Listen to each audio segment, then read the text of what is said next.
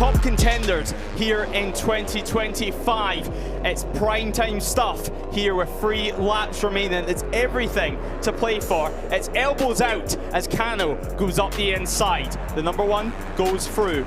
Lucas also tries to get himself into the podium positions once more. Bahosa continues his attack. Now keep in mind, 2 long lap penalties and now about to snatch the lead, although they're 3 wide once more. Ramadhipa as well, trying to make up a few positions. That's going to demote the likes of Longarella further down the order. So Longarella all the way back down to P5, and already the field taking a lot of curb at the final chicane as Kano's side by side. He is the inside line for turn 1, and well, the number 1, the reigning champion, back into P1. He had a superb exit out of that chicane. They took slightly different lines, and that helped Kano back into the lead through turns 1, 2, and 3. But he now is giving everyone else a tow behind him.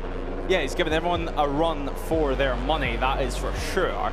As we head on to the penultimate lap, the 69 looks up the inside, that is Bahosa. Up the inside he goes, and straight away as well, the 45 Longarella. Everyone's going to try and take opportunity and push Kano further down the order.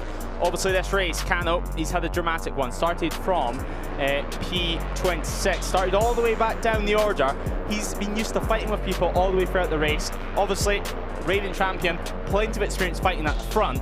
But it's one thing to do it at the front, it's another thing to fight through the field and still have the pace, still have the tyre underneath you to fight as we near the final lap. It absolutely is, and he seemed to do it quietly as well. He sort of just made gains every lap, but without making everyone aware that he was making those gains, and then suddenly in the lead of the race. Yeah, definitely. It was. He's done it in a silent way, but as we say, actions speak louder than words. He's up inside the top 5 at the moment, and he sits waiting for an opportunity. Of course, we may have a back marker coming into play as well in this final lap. So a completely new challenge for this field as they come towards the final sector and make their way into what's known as the high school complex. Heavy into the braking zone once more, and Alvaro Lucas, his bike's on the move underneath him, but he does get it stopped, he gets it turned and gets it out towards the final chicane now. Tricky to make a move through the final chicane, but it's all on your exit as we enter the final lap. Longarella leads from Ramadhipa with Lucas in 3rd, Kano in P4 and Bahosa in P5. It's going to be a very tense final lap. We've got Kano looking for a remarkable victory from 26 on the grid. His title rival will obviously want to prevent a points gain for the number 1. And Ramadhipa through turn 4, that looked like taking the lead. Obviously, that will change on the run into turn 5. Yeah, on the braking zone at turn 5, you'd think 1 or 2 moves still to be made. Ramadhipa though has the inside line, heavy on the brakes. It is Kano who was bravest. As now we continue our battle, we continue our run with 3 quarters of a lap left. And well, the team watches on. Kano's team watches on with, I'm sure, a little bit of enjoyment, but right now it'll be mainly nerves as Kano, a save, and then he is down. Kano, he lost the front. Ramadhipa is going to win race 1 of ETC, celebrates over the line, and it is going to be the 32 in P1. What a finish, what a result. 98 thousandths of a second. Ramadhipa wins from Alvaro Lucas. Of course, number 7 of Borelli will take the final spot on the podium. Bahosa in P4, Gabarini P5 after starting from pole. But frustrations you would have to thank for both riders, really.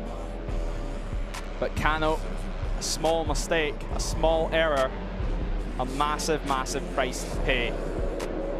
And of course, for your championship leader, did absolutely nothing that you could have done, that is for sure. But Kano, he really wonders what could have been. What could have been a solid ride, and now he's going to have all that work to do again. Ramadhipa though does win 3rd in the championship now. For him, 60 points to his name on the Honda Asian Dream Racing Junior team. Of course, part of the junior talent team is Ramadhipa. And what a result it has been. It's been a long time coming, that is for sure. As Alvaro Lucas missing out by less than a 10th. He'll be disappointed, but he'll go back to the drawing board because he knows that a good result is on the cards. P2 is still a good result, but being that close to victory has got to hurt just a little.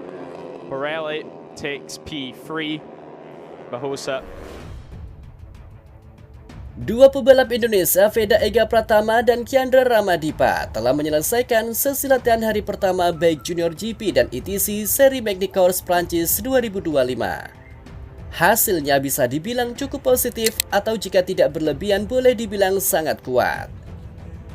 Veda Ega Pratama yang baru saja melesaikan 2 victory di RBRC, menyelesaikan sesi FP1 di posisi 11.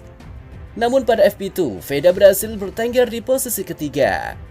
Dengan Honda NSF 250 RW, Veda menorehkan 1 menit 45,179 detik dengan berjarak 0,576 detik dari pebalap tercepat Brian Utiarte. Sementara itu, Muhammad Ramadhipa menyelesaikan 2 kali sesi latihan bebas Jumat yang tak kalah positif. Ramadhipa menjadi pebalap tercepat di grup A baik pada sesi FP1 dan FP2.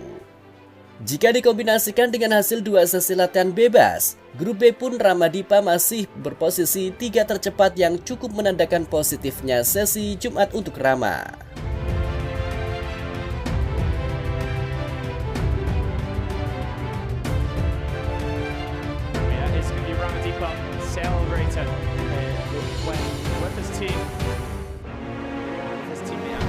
Momen.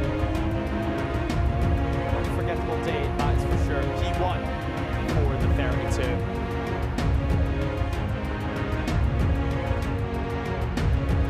Of course, 5 points to his champion tally.